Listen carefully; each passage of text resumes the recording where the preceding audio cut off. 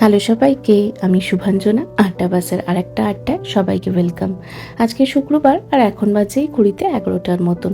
একটু আগে সাইশাকে স্কুলে দিয়ে এসেছি, তবে এখন একটু বাইরেটাতে এসেছি।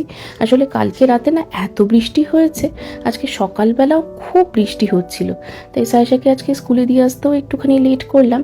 দেখতে পাচ্ছ বাইরেটা কীরকম, রাস্তাগুলো ভেজা। যাই একটু বাইরেটাতে আসি। তো এসেছি বাইরেটাতে, এখন বেশ ভালো লাগছে, কিন্তু আকাশটা না প্রচণ্ড মেঘলা করে রয়েছে।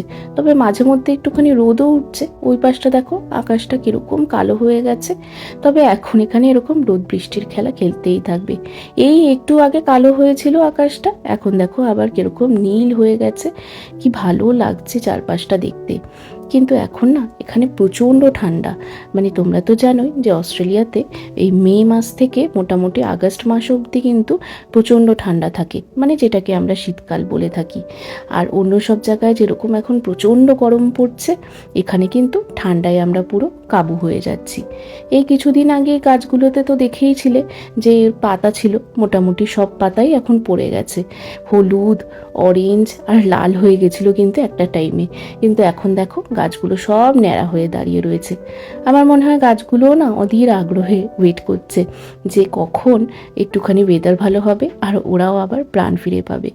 এখন না আর সবসময় বাইরেটাতে আসা হয় না, এত ঠান্ডা থাকে আর প্রচণ্ড বৃষ্টিও হয়। মানে এখানে শীতকাল আর বর্ষাকাল তো একসাথে হয়, তাই প্রচণ্ড কষ্টও হয়। তবে এখানে সারাক্ষণ কিন্তু হিটার চালিয়ে রাখতে হয়, রুম হিটার।